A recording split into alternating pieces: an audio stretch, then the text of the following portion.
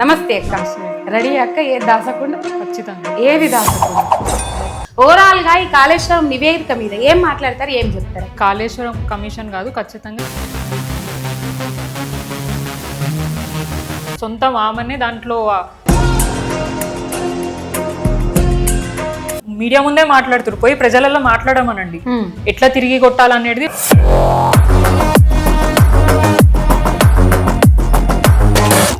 సరే అక్క, అధికార పార్టీ ప్రజలలో తిరుగుతలేదు, మీడియా ముంగట్నే మాట్లాడుతుంది అని మీరు అంటుండ్రు.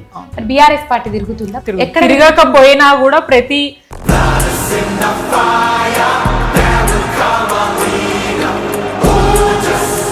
ఏం చెప్తారక్క గువ్వల బాలరాజు పార్టీ మార్పు మీద అండ్ గువ్వల బాలరాజు పార్టీ మారిన తర్వాత, మారక ముందు, రాజీనామా చేసిన తర్వాత చేసిన కామెంట్ల మీద? నువ్వు సంపాదించుకున్న ఆస్తులు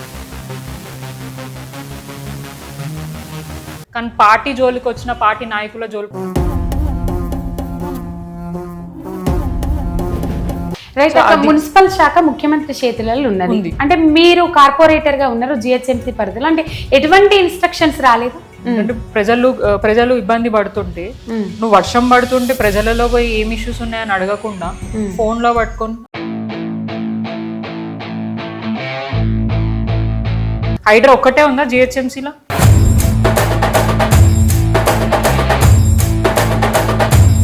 ఒక బీసీ బిడ్డగా మీరు ఈ బీసీ బిల్లు గురించి, రేవంత్ రెడ్డి చేతులు లావట్టిన దాని గురించి ఏం చెప్తారు, ఏం మాట? నా బీజేపీ పార్టీకి చిత్తశుద్ధి లేదు, నా కాంగ్రెస్ పార్టీకి లేదు. అంటే ఇద్దరు మంచి.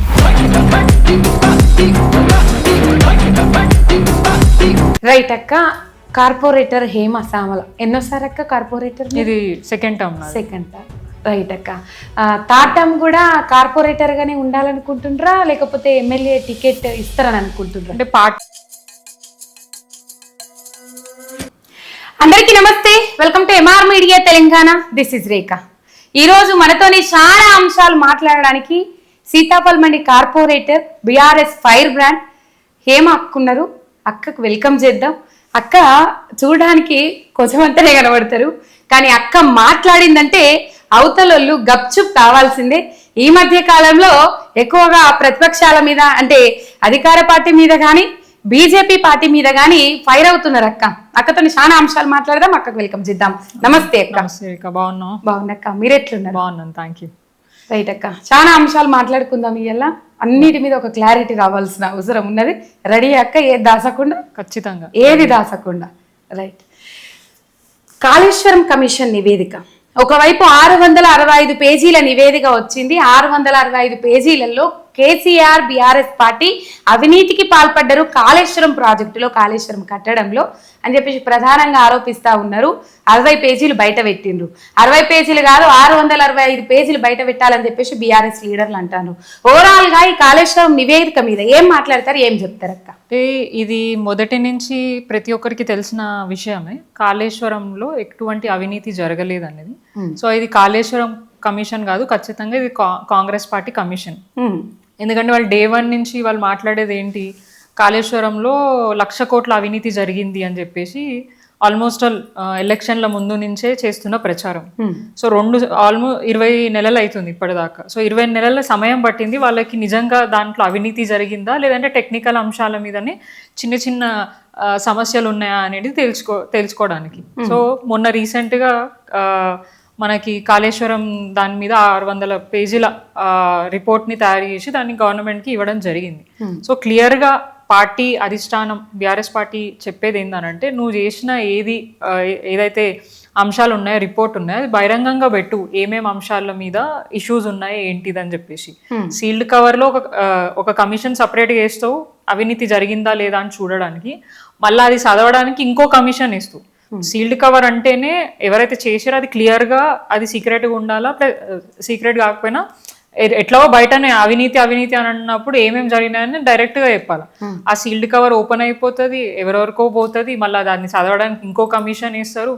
సో వీళ్ళు ఇచ్చిన రిపోర్ట్ కాకుండా వాళ్ళ పర్సనల్ గాంధీ భవన్ నుంచి వచ్చే స్క్రిప్ట్ కానీ ఎజెండా కానీ అది మాత్రమే చదవడానికి రేవంత్ రెడ్డి గారు, వారి కాంగ్రెస్ పార్టీ నాయకులు రెడీగా ఉన్నారనేది మాత్రం క్లియర్గా కనిపిస్తుంది. ఎక్కడ కూడా అవినీతి జరగలేదు అనేది ఇప్పుడు మనకి స్పష్టంగా అర్థమవుతుంది. ఎందుకంటే 1,00,000 కోట్ల ప్రాజెక్టు కానిదే దాని 1,00,000 కోట్ల అవినీతి అని చెప్పేసి ఆయన మాట్లాడడం, వారి మాటని సమర్థిస్తూ సొంతం ఆమెనే దాంట్లో 1,00,000 కోట్ల అప్పు జరిగిందంటే వాడు పిచ్చోడు అని చెప్పి వారు మాట్లాడడం. అంటే కాళేశ్వరం ఎంత గొప్ప ప్రాజెక్టు, ఎంతమంది ఏమంటారు ఎండిపోయిన భూములను నీళ్ళు వచ్చేలాగా ప్రతి డిస్టిక్లీ ప్రతి ఊరికి నీళ్ళు తీసుకొచ్చి రిజర్వాయర్లు, కెనాల్స్, కిలోపడి సబ్స్టేషన్స్, పంప్ హౌసెస్ ఇవన్నీ కట్టిన తర్వాత దాన్ని వీళ్ళు ఒక చిన్న క్రాక్ని సాకుగా చూపించి మొత్తం కాళేశ్వరం కూలిపోయింది, ఇది దేనికి పనికిరాదు అని మాట్లాడుతున్న కాంగ్రెస్ పార్టీ నాయకులు మళ్ళీ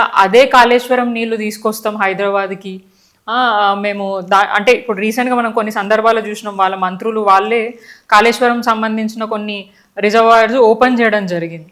సో అది కూలిపోయినప్పుడు ఇది కూడా పనికిరాని ఇదే అంశమే కదా, మరి వాళ్ళు ఎట్లా దాన్ని ఉపయోగించినారు ఏంటిది అనేది ప్రతి ఒక్కళ్ళ ఏమంటారు ఆలోచన కానివ్వండి, డిస్కషన్ కానివ్వండి. సో ఏం లేదు, కేసీఆర్ గారి ఇమేజ్ డ్యామేజ్ చేయాలా, ఎట్లాగో కేసీఆర్ గారు అంత దాకా రీచ్ అవ్వలేకపోతున్న ఆయనకున్నంత పేరు అధికారంలో ఉన్న ప్రతిపక్షంలో ఉన్న ఆయన పేరు అనేది పెరిగిపోతుంది కాబట్టి దాన్ని ఎలా డ్యామేజ్ చేయాలని చెప్పేసి ప్రతిసారి ఏదో ఒక అంశాన్ని ముందు పెట్టుకొని అయితే కాళేశ్వరం గురించి మాట్లాడతాడు, లేదా ఫోన్ ట్యాపింగ్ అంశం తీస్తాడు, లేదంటే ఈ ఫార్ములా రేస్ తీస్తాడు. అట్లా డైవర్షన్ పాలిటిక్స్ 20 నెలల నుంచి రేవంత్ రెడ్డి ప్రభుత్వం ఏం చేసింది అని చెప్పి మనం మాట్లాడుకుంటే డెఫినెట్ గా డైవర్షన్ పాలిటిక్స్ చేస్తూ కాలాన్ని అంటే టైంపాస్ చేస్తూ వాళ్ళు ఇచ్చిన హామీలను ఇక్కడ కూడా మాట్లాడకుండా ఎవరు కూడా డిస్కస్ చేయకుండా ఆ డిస్కషన్ వచ్చిన ప్రతిసారి ఇట్లాంటి అంశాలని మీడియా ముఖంగా తీసుకొని వచ్చి ప్రజలను ఇబ్బంది అంటే డైవర్ట్ చేసే ప్రయత్నమే చేస్తున్నాడు. సో ఎక్కడా కూడా అవినీతి జరగలేదు, జరిగితే నీ ప్రభుత్వం ఉంది, నీ దగ్గర అధికారులు ఉన్నారు, మేము కూడా కోర్టుకు వెళ్తాం. ఎందుకంటే స్వయంగా కోర్టే కొన్ని సందర్భాలలో చెప్పేది కాళేశ్వరం లాంటి ప్రాజెక్ట్ ఎవరికి కట్టలేదు అండ్ ఇది చాలా మంచి ప్రాజెక్ట్, ఎంతో మంది పేదవాళ్ళకి హెల్ప్ అయింది అని చెప్పేసి వాళ్ళే స్టేట్మెంట్ ఇవ్వడం జరిగింది. అసెంబ్లీ ఎన్నికల ముందుగాల నుంచి కాళేశ్వరం ప్రాజెక్టు మీద ప్రచారం జోరందుకున్నది. అదే టైంలో మేడిగడ్డలో 2 పియర్స్ కుంగిన తర్వాత అది మేడిగడ్డ కుంగిన కాడ నుంచి మొదలైంది, అది కాళేశ్వరం కాదు కూలేశ్వరం అని చెప్పేసి. అప్పటి నుంచి ఆ ప్రస్తావన వచ్చినప్పటి నుంచి ఇప్పటిదాకా మీరు ఇదే స్టేట్మెంట్ ఇస్తా ఉన్నారు, ఇది ఒక తెలంగాణ ప్రజలకు వరప్రదాయిని అట్లా అవన్నీ చెప్పుకుంటూ వస్తా ఉన్నారు. అయినప్పటికి కూడా కానీ కాళేశ్వరంలో అవినీతి జరిగింది, అది ఒక ఏటీఎం లాగా మారింది తెలంగాణలో బీఆర్ఎస్ పార్టీకి. అది ఇప్పుడు కూలేశ్వరమే మొత్తం కూలిపోయిందని మాట్లాడుతున్నారు కదా. అంటే మీ ఎక్స్ప్లెనేషన్కి వాళ్ళ ప్రచారానికి మధ్యలో అసలు ఎక్కడ జనాలకు క్లారిటీ వస్తున్నదా వస్తలేదా, ఇంకా ఈ విష ప్రచారం ఎందుకు ఆగుతలేదు, ఏం చెప్తారు? జనాలకి క్లియర్ గా తెలుసు దానిలో ఎక్కడ అవినీతి జరగలేదు, దాంతో ఎవరైతే లబ్ధి పొందుతున్న రైతులు ఉన్నారో అక్కడ ఉన్న జిల్లా వాసులు ఉన్నారో వాళ్ళకి అందరికీ తెలుసు దీంతో ఏం మాకు లాభం జరుగుతుందని. కేవలం వీళ్ళు చేసే ప్రచారం తప్ప అంతకు మించి ఇంకేం లేదు. ప్రజలందరూ కూడా వారి ఏదైతే చేస్తున్న ప్రచారాన్ని తిప్పికొట్టడానికి ప్రజలు ఉన్నారు. ఎందుకంటే వీళ్ళు మీడియా ముందే మాట్లాడుతారు, పోయి ప్రజలలో మాట్లాడమనండి ఎట్లా తిరిగి కొట్టాలనేది వాళ్ళు కూడా చూస్తూ ఉంటారు. సో ఈ ప్రచారం ఎంత చేసినా అల్టిమేట్ గా ప్రజలు డిసైడ్ చేస్తారు అది జరిగిందా లేదా అని చెప్పేసి. ఇప్పుడు నువ్వు నిజంగానే ప్రతి ఒక్కటి అది జరిగింది ఇది జరిగింది అంటున్నావు, ఒక్కటి ప్రూవ్ చేయి పైసలు ఎక్కడ పోయినాయి అని ఎవరు అంటే నీకు ఉంటది కదా, అక్కడ రికార్డ్ ఉంటుంది. ఇప్పుడు కేసీఆర్ గారినే టార్గెట్ చేసినావు, మరి ఆ కట్టిన ఎవరైతే మెగా కృష్ణ రెడ్డి ఉన్నారు కాంట్రాక్టర్, మరి ఆయన పేరు ఎందుకు దీంట్లో చేర్చలేదు? కేవలం కేసీఆర్ గారిని ఎందుకు అంటే మెగా కృష్ణారెడ్డి ఇప్పుడు వాళ్ళ కాంగ్రెస్ పార్టీకి సంబంధించిన కొన్ని కాంట్రాక్టులు తీసుకున్నాడు కాబట్టి ఆయనని తప్పించి కేవలం అవుట్ రేట్ గా కేసీఆర్ గారిని టార్గెట్ చేయాలి. ఆయన పేరు కేవలం వారి ఉన్న ఇమేజ్ ని డామేజ్ చేయడానికి మాత్రమే రేవంత్ రెడ్డి పనిచేస్తున్నాడు. అంతకు అధికార పార్టీ ప్రజలలో తిరుగుతలేదు, మీడియా ముంగట్నే మాట్లాడుతుంది అని మీరు అంటుండ్రు. బీఆర్ఎస్ పార్టీ తిరుగుతుందా? డెఫినెట్ గా తిరగకపోయినా కూడా ప్రతి దగ్గర ప్రజలు కోరుకున్న నాయకులు ఎవరైనా ఉన్నారంటే అది బీఆర్ఎస్ పార్టీ కేసీఆర్ గారిని కోరుకుంటున్నారు. ప్రధాన ప్రతిపక్ష నాయకుడైన కేసీఆర్ తిరుగుతలేరు కదా, కనబడతలేరు కదా ప్రజలు. వారి సైన్యమై మేమే తిరుగుతున్నప్పుడు ఇంకా వారు రావాల్సిన అవసరం ఏముంది? ఇప్పుడు మేము ఎవరం తిరుగుతలేరు అంటే ఖచ్చితంగా కేసీఆర్ గారు వచ్చి అన్ని పనులు చేయాలి. మేము కింది స్థాయి నాయకులను సరిగా పని చేస్తలేనప్పుడు అప్పుడు కేసీఆర్ గారు రావాలి. మేము అందరం మేము అడిగే సమాధానమే, అడిగిన దానికే ప్రశ్నలకి సమాధానం లేదు, మమ్మల్ని ఎదుర్కొనే దమ్ము లేదు, ఇంకా కేసీఆర్ గారిని ఎదుర్కొనే ఇక అంత సాహసం కాంగ్రెస్ పార్టీ చేయలేరు కాబట్టి మమ్మల్ని ఫస్ట్ ఎదుర్కోమనండి, మేము అడిగిన దానికి సమాధానం చెప్పమనండి. ఆ తర్వాత కేసీఆర్ గారు ఏ టైంలో రావాలి, ఎప్పుడు వచ్చి సమాధానం చెప్పాలా, ఏ టైంలో ప్రజలలో ఆల్రెడీ ఉన్నారు, ప్రజల గుండెల్లో ఉన్నారు. నిరంతరం ఎక్కడ ఏ సమస్య వచ్చినా కూడా ప్రజలు ఫస్ట్ తలుచుకున్న పేరు ఏదైనా ఉంది అని అంటే ఖచ్చితంగా అది కేసీఆర్ గారే. ఈ మీడియా సాక్షిగానే చాలా చోట్ల కొన్ని ఇన్సిడెంట్స్ జరిగితే కేసీఆర్ అన్న నువ్వు రావాలి, నువ్వు మాత్రమే మాకు న్యాయం చేస్తావు, నీ ప్రభుత్వంలో ఎటువంటి అన్యాయం జరగలేదు, మేమందరం సంతోషంగా ఉండే, కానీ చిన్న చిన్న వాళ్ళ పొట్ట కొట్టే ప్రయత్నం ఈ ప్రభుత్వం చేస్తుంది, మీరు మమ్మల్ని ఆదుకోవాలని చెప్పేసి ప్రతి ఒక్కరు ప్రజలు మాట్లాడుతున్నారు. అంటే మీ సోషల్ మీడియా ఛానల్స్లలో అంటే త్రూ ఏదో డిజిటల్ మీడియాలోనే కాంగ్రెస్ పార్టీ నాయకులే ఒక సోషల్ మీడియా క్యాంపెయినింగ్ రన్ చేశారు. ఫార్మర్స్ పాలన కావాలా, ప్రజా పాలన కావాలా అని చెప్పేసి వాళ్ళు ఒక సొంత వాళ్ళ కాంగ్రెస్ హ్యాండిల్ నుంచే పెట్టడం జరిగింది. ట్విట్టర్ హ్యాండిల్ 80% పైగా ప్రజలు కోరుకున్నది ఫార్మర్స్ పాలనని, ప్రజాపాలన కాదు. ఎందుకంటే క్లియర్ గా అర్థమైంది గత పరిపాలన ఎట్లుండే, ఇప్పుడు పరిపాలన 20 నెలల పరిపాలన ఎట్లా ఉందా అని చెప్పేసి. డైరెక్ట్ గా నాయకుడు రావాల్సిన అవసరం లేదు. ఉన్న కింది స్థాయి నాయకులు సరిగా పనిచేస్తే నాయకుడు ఎక్కడ కూర్చున్నా అక్కడి నుంచి ఆయన కన్ను చూపుతోనే ఆయన శాసిస్తారు అని అంటారు కదా, అట్లా కేసీఆర్ గారు ప్రతి ఒక్కరిని ఎక్కడ సమస్య ఉన్నా కూడా అక్కడున్న నాయకులను అలర్ట్ చేస్తున్నాడు, అక్కడ ఉన్న నాయకుడికి చెప్తున్నారు, అక్కడ ప్రజలని ఆదుకోవాలి, నిరంతరం ప్రజలలో ఉండాలని చెప్తున్నారు. కాబట్టి ఇప్పుడు కింది స్థాయి నుంచి పై స్థాయి వరకు ఎవరైతే మా బీఆర్ఎస్ పార్టీ నాయకులు ఉన్నారో వాళ్ళు నిరంతరం ప్రజల్లో ఉన్నారు. ఏదైనా ప్రతిపక్షం గట్టిగా కొట్లాడుతుంది ప్రజల పక్షాన అంటే అది బీఆర్ఎస్ పార్టీ.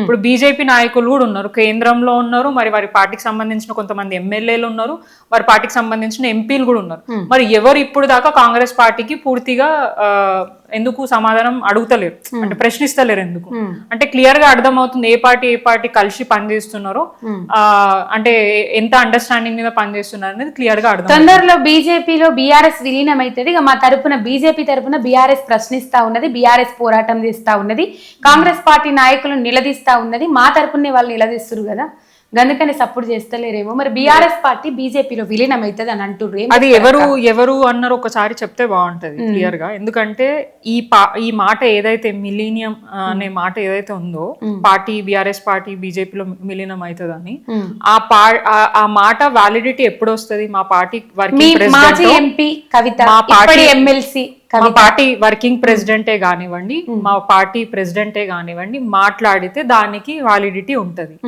ఇప్పుడు కవితక్క గారు మాట్లాడిందంటే కవితక్కకి ఎవరైనా రాంగ్ గా ప్రచారం చేసిరేమో, దాన్ని అక్క మిస్అండర్స్టాండింగ్ చేసుకొని చెప్పిందేమో గానీ వాస్తవం అయితే అది కాదు, అది క్లియర్ గా తెలుసు. మా పార్టీ ముందు నుంచే బీజేపీకి వ్యతిరేకం. ఎందుకంటే మోదీ గారిని నిరంతరం ప్రశ్నించేది అప్పుడైనా ఇప్పుడైనా బీఆర్ఎస్ పార్టీ. నా కాంగ్రెస్ పార్టీ మీరు క్లియర్ గా చూస్తున్నారు ఏమనంటే రేవంత్ రెడ్డి గారు బీజేపీ మోదీ మా బడాబాయ్, ఆ గుజరాత్ మోడల్ చేస్తా నేను తెలంగాణని అది ఇది అని చెప్పి మాట్లాడడం. అండ్ ఆయనది కూడా ఇప్పుడు కేసు కూడా నడుస్తుంది, దాని మీద ఎటువంటి ప్రెజర్ లేదు. వాళ్ళ రాహుల్ గాంధీ గారు ఏమంటారు నేషనల్ హెడ్ కేసులో వాళ్ళ పేర్లు ఉంటే వీరి పార్టీకి సంబంధించిన కొంతమంది వ్యతిరేకిస్తే కానీ రేవంత్ రెడ్డి గారు వ్యతిరేకించారు. అంటే ఎంత కలిసి పనిచేస్తున్నారు అనేది క్లియర్ గా అర్థం అవుతుంది. సో పార్టీ మిలీనియం అయ్యే అంశం అయితే కాదు, అది డెఫినెట్ గా కాని పని. అది ఒకవేళ నిజంగా జరిగేదే ఉంటే ఖచ్చితంగా మా పార్టీ నాయకుడు ఆయన వర్కింగ్ ప్రెసిడెంట్ కేటీఆర్ గారేనే అని కేసీఆర్ గారు వారు బహిరంగంగా చెప్పే అవకాశం ఉంటుంది. అంటే అల్టిమేట్ గా లాస్ట్ కి చేస్తారంటే వాళ్ళే కదా చెప్తారు ముందే ఇన్ఫర్మేషన్ ఇచ్చి. సో లోపల చేసుకోవాల్సిన అవసరం లేదు. ఒకవేళ జరిగేది ఉంటే అది జరగదు, అది జరిగే అంశం కాదు. కానీ వాంటెడ్ గా బీఆర్ఎస్ పార్టీని డామేజ్ చేయడానికి, ఇబ్బంది పెట్టడానికి ఇట్లా కొంతమంది బయట వ్యక్తులు చేస్తున్న ప్రచారం మేము తిప్పికొట్టే ప్రయత్నం చేస్తున్నాం. బయట వ్యక్తులు అంటే ఏమో అనుకోవచ్చు, లోపల వ్యక్తులే కదా. నేను అదే చెప్తున్నా కదా, ఏదైనా మిస్కమ్యూనికేషన్ అయ్యి అక్క అట్లా మాట్లాడి ఉండొచ్చు కానీ అక్క కూడా క్లియర్ గా తెలుసు అది అవ్వదు అనేది. సో అది ఎందుకు జరిగింది ఏంటిది అనేది ఇక పార్టీ ఇంటర్నల్ గా డిస్కషన్ చేసుకొని అది మాట్లాడుకుంటారు. కాంగ్రెస్ పార్టీకి వ్యతిరేకత పెరిగిందన్నమాట వాస్తవం. ఆ వ్యతిరేకతను చూసి బీఆర్ఎస్ గ్రాఫ్ పెరిగింది అనుకుంటారా, లేకపోతే నిజంగానే బీఆర్ఎస్ గ్రాఫ్ పెరిగిందా? బీఆర్ఎస్ గ్రాఫ్ ఎప్పుడు కూడా పడిపోలేదండి. లాస్ట్ అధికారంలో ఉన్నప్పుడైనా ఇప్పుడైనా కూడా కేవలం కొన్ని అంటే ప్రజలలో ఎట్లుంటుంది అంటే ఏదైనా ఇప్పుడు ఎగ్జాంపుల్గా తీసుకుంటే ఇప్పుడు నాకే ఒక ఆఫీస్లో పనిచేస్తుంటే 10,000 జీతం ఉంటే ఇంకొక దగ్గర నాకు 20,000 జీతం ఇస్తారు అని అంటే ఖచ్చితంగా నేను అక్కడికి పోతా. ఇప్పుడు ప్రజలలో కూడా అదే ఉంటది, ఈ ప్రభుత్వం నాకు ఇంత ఇస్తుందంటే వచ్చే ప్రభుత్వం కూడా చేసే ఇది ఉంటది, అంటే మంచి చేసే అవకాశం ఉంటది అని అపోహతోటి వాళ్ళు కాంగ్రెస్ పార్టీని నమ్మి, అది కూడా ఏదో రేవంత్ రెడ్డి పెద్ద తీస్మార్కాన్ మాకు ఇంకేమో చేస్తాడన్న ఇదితో కాదు, కేవలం వాళ్ళు ఇచ్చిన హామీలు. ఇప్పుడు కేసీఆర్ గారు పెన్షన్ తీసుకుందాం, 200 ఉన్న పెన్షన్ని 2000 చేసిండ్రు. అది ఇయర్కి పెంచుకుంటూ ఒక 5000 చేస్తా, ఎందుకంటే బడ్జెట్ని దృష్టిలో పెట్టుకొని ప్రజలకి ఫేక్ ప్రామిసెస్ ఇవ్వద్దనే ఉద్దేశంతో వాళ్ళు బడ్జెట్ని బేస్ చేసుకొని ఇయర్కి నేను 5000 రూపాయల పెన్షన్ పెంచుతా అని చెప్పడం జరిగింది. మేము 2000ని ఇయర్ అని అంటే ఆయన ఇమీడియట్గా ఏమన్నా 4000 పెన్షన్ అన్నాడు. ఇప్పుడు దాకా ఎవరికైనా 4000 పెన్షన్ వస్తుందో ఎవరికి రావట్లేదు. మహిళలకి 2500 అన్నాడు, ఇప్పటిదాకా ఏ మహిళకు ఒక 2500 రాలేదు. మేము కళ్యాణ లక్ష్మి స్కీమ్ కేసీఆర్ గారు పెట్టినప్పుడు అది 50,000తో స్టార్ట్ అయినది, 75,000 నుంచి 1,00,000కి వచ్చింది. ఆ 1,00,000 రూపాయలని ఇంకా ఏదైనా చేయాలని ఇంటెన్షన్ కేసీఆర్ గారు ఉంటే దీనికి తులం బంగారం యాడ్ చేస్తామని అన్నారు. బంగారం ఇచ్చే పరిస్థితి ఉందా మనకి? అది బంగారం రేట్ ఎట్లుంటుందో మనకు తెలుసు, ఈ రోజు తగ్గితే రేపు పెరుగుతుంది, రేపు పెరిగితే ఇంకా కూడా పెరుగుతుంది. సో ఇప్పటిదాకా లక్షల మంది మహిళల పెళ్లిళ్ళు అయినాయి, ఇప్పటిదాకా ఒక్కరికి కూడా తులం బంగారం రాలేదు. గత ప్రభుత్వం ఇచ్చే 1,00,000 రూపాయలే మాత్రమే ఇప్పుడు ప్రతి ఒక్కరికి కళ్యాణ రూపంలో వస్తున్నాయి, అది కూడా లేట్గా వస్తుంది. అట్లా ఎన్నో అంశాలు వాళ్ళు చెప్పి ఇప్పటిదాకా వాళ్ళకి ఇవ్వకుండా ప్రజల్ని ఇబ్బంది పెట్టే ప్రయత్నం చేస్తున్నారు. కానీ నేను అన్ని చేస్తున్నా, రేషన్ కార్డుల పంపిణీ, సన్న బియ్యము, ఇటు పోతే ఫ్రీ బస్సు, ఇట్లాంటివి అన్ని చేస్తున్నా. తీస్మార్కాన్ కాదు అని మీరంటారు, తీస్మార్కానే నేను ఇంకో 10 ఏళ్ళు నేనే ముఖ్యమంత్రి అయితా, నేనే ముఖ్యమంత్రిగా కొనసాగుతా అని ముఖ్యమంత్రి రేవంత్ రెడ్డి అంటారు. ఏం చెప్తారు అక్క? అంటే ఇప్పుడు రేషన్ కార్డు బీఆర్ఎస్ పార్టీకి ఎట్లుంటది అంటే, పని ఏది చెప్పినా కూడా దాని పబ్లిసిటీ ఎక్కువ చేసుకోలేదు గతంలో ఎప్పుడైనా కూడా. ఎందుకంటే మా ఇంటెన్షన్ ఎప్పుడు ఎట్లున్నాయంటే, లబ్ధిదారులకి డైరెక్ట్గా చేరుతున్నప్పుడు, వారు ఆ ఫలాలను అందుకుంటున్నప్పుడు ఇక మనకి ఎక్కువ చెప్పుకోవాల్సిన అవసరం ఏముంది, వాళ్ళకి తెలుసు కదా అన్న ఇంటెన్షన్ తోటి ఎక్కువ మేము పబ్లిసిటీ స్టంట్లకు పోలే. కానీ ఇక్కడ ఏంటంటే క్లియర్గా చిన్న పని చేసినా కూడా పిఆర్ స్టంట్లు ఎక్కువ చేస్తాడు. ఇప్పుడు రేవంత్ రెడ్డి ఫస్ట్ రాగానే ఏం చెప్పాడు, నేను ముఖ్యమంత్రినైనా సామాన్య ప్రజల్లాగానే పోతా, నన్ను ఎక్కడ కూడా ట్రాఫిక్ ఆపొద్దు, వెహికల్స్ ఆపొద్దు, నేను వాళ్ళ మధ్యలో నుంచి పోతా అన్నాడు. కానీ ఇప్పుడు అది జరుగుతుందా? లేదు. ఎక్కడికక్కడ గంటలు ట్రాఫిక్ లాపి ప్రజలను ఇబ్బంది పెట్టే ప్రయత్నమే చేస్తారు. సో ఇట్లాంటి పిఆర్ స్టంట్లు చేయడంలో కాంగ్రెస్ పార్టీ చాలా ఏంటంటే చాలా ముందుందని. సో ఇప్పుడు రేషన్ కార్డ్ అంశం మీద ఏదైతే ఉన్నదో గత 10 సంవత్సరాల కింద కూడా 10 సంవత్సరాలలో మేము కూడా బీఆర్ఎస్ పార్టీ 6 లక్షల మందికి మేము రేషన్ కార్డు ఇవ్వడం జరిగింది. దాన్ని కూడా మేము ఇంత పెద్ద స్థాయిలో ప్రచారం చేసుకోలేదు, ఎందుకంటే అది లబ్ధిదారులకు పోతుంది, అది తెలుసు ఎవరికి పోతుంది ఏంటిదని. ఖుద్ ఎవరైతే ఉత్తమ్ కుమార్ రెడ్డి గారు సివిల్ సప్లై మినిస్టర్ ఉన్నారో ఆయననే అసెంబ్లీలో చెప్పడం జరిగింది. 10 yearsలో 2016 నుంచి 2023 వరకు 6,47,000 చిల్లర మందికి 47 మందికి రేషన్ కార్డులు ఇచ్చారు అని చెప్పి ఆయననే చెప్పడం జరిగింది. కానీ వీళ్ళు ఏం మాట్లాడతారు, ఏ మీడియా దగ్గర ఏ ప్రోగ్రామ్ అయినా కూడా 10 సంవత్సరాల్లో ఒక్క రేషన్ కార్డు కూడా బీఆర్ఎస్ హయాంలో గవర్నమెంట్లో ఇవ్వలేదని మాట్లాడారు. అంటే ఎంత బహిరంగంగా అబద్ధాలు ఆడుతున్నారు అనేది మనకు క్లియర్గా అర్థమవుతుంది. సో మీరు అన్నారు ఫ్రీ బస్ అన్నారు, ఫ్రీ బస్తోని ఎంత లాభం అవుతుంది అనేది ఒకసారి మనం ఫీల్డ్ మీద పోయి చూద్దాం. మహిళలు ఎంత ఇబ్బంది పడుతున్నారు. ఫ్రీ బస్ పెట్టంగానే ఒక ఫ్రీ బస్ తోటి అన్ని సెట్ అయిపోతాయా? దానికి కావాల్సిన ఇంకా ఏ ఎమ్యూనిటీస్ కూడా అవసరం లేదు, బస్ స్టాప్ లో అవసరం లేదు, రోడ్ల మీద ఎండకి వానకి తడవాలా, సీట్లు కూర్చోడానికి పెద్ద మనుషులు, ఎందుకంటే మిడిల్ క్లాస్ ఫ్యామిలీస్ మహిళలే యూజ్ చేస్తారు, పెద్ద మనుషులు ఉంటారు, కూర్చోద్దు, గంటలు బస్సుల గురించి రోడ్ల మీద నుంచోవాలా. అండ్ మోర్ ఓవర్ బస్సుల సంఖ్య అనేది పెంచలేదు, ఉన్న బస్సులే రిపేర్లు పరిస్థితుల్లో ఉన్నాయి, మెయింటెనెన్స్ చేయట్లేదు. అంటే జస్ట్ ఫ్రీ బస్సు పెట్టేసి నేను నెల కింద చేసిన, ఇప్పుడు మహిళలే అంటారు మాకు అవసరం లేదు, మాకు ఉన్న గౌరవాన్ని తీసినట్టు అయిపోయింది, అక్కడ కండక్టర్లు తిడుతున్నారు, బస్సులు ఆపుతలేరు, అండ్ మేము కొట్లాడుకునే పరిస్థితి తీసుకొని వచ్చినారు. అండ్ అట్లా అంటే ఓట్లు వేసారు పురుషులు కూడా ఉన్నారు కదా, మరి వాళ్ళు ఫుడ్ బోర్డింగ్ టికెట్లు తీసుకొని ఫుడ్ బోర్డింగ్లు చేసుకుని వాళ్ళ ప్రాణాల మీదకి తెచ్చుకునే పరిస్థితికి తీసుకొచ్చింది కదా. సో చాలా అంశాలు కనెక్ట్ అయి ఉంటాడు. కేవలం ఫ్రీ బస్ ఇవ్వగానే నేను ఇట్లా చేసేస్తున్నా అట్లా చేస్తున్నా అది కాదు. ఇవ్వాల్సిన మెయిన్ ఏవైతే మహిళలకు ఇస్తా అన్న 2,500 పెన్షన్లు, స్కూటీలు, తులం బంగారం, అవి మెయిన్. అవి ఫస్ట్ రాగానే ఫ్రీ బస్ చేసేసిన దాని గొప్ప అయిపోయింది అది ఇది అని మాట్లాడుతుంది. ఇప్పుడు కొన్ని ఏరియాలలో కాంగ్రెస్ పార్టీ ఉన్న దగ్గరనే ఆలోచిస్తున్నాయి ఇప్పుడు ఫ్రీ బస్ అనేది తీసేసారు. ఇప్పుడు ఫ్రీ బస్ నువ్వు పెట్టిన తర్వాత రేట్లు అయితే పెంచుతున్నావు కదా టికెట్లు. ఇప్పుడు పండగల టైంలో టికెట్లు పెరిగినాయి, బస్ ఛార్జీలు పాసెస్ ఎవరైతే తీసుకుంటున్నారో స్టూడెంట్స్ కానివ్వండి, ఉద్యోగాలు చేసుకున్న కొంతమంది ఉంటారు, వాళ్ళ ఛార్జెస్ పెరిగినాయి కదా, ఫ్రీ అయితే ఏం లేదు కదా. సో ఇవన్నీ అంటే చేసే పనులు, అవసరమైన పనుల కంటే అవసరం లేని పనులు ఎక్కువ చేస్తున్నాడు రేవంత్ రెడ్డి అనేది క్లియర్గా అర్థమవుతుంది.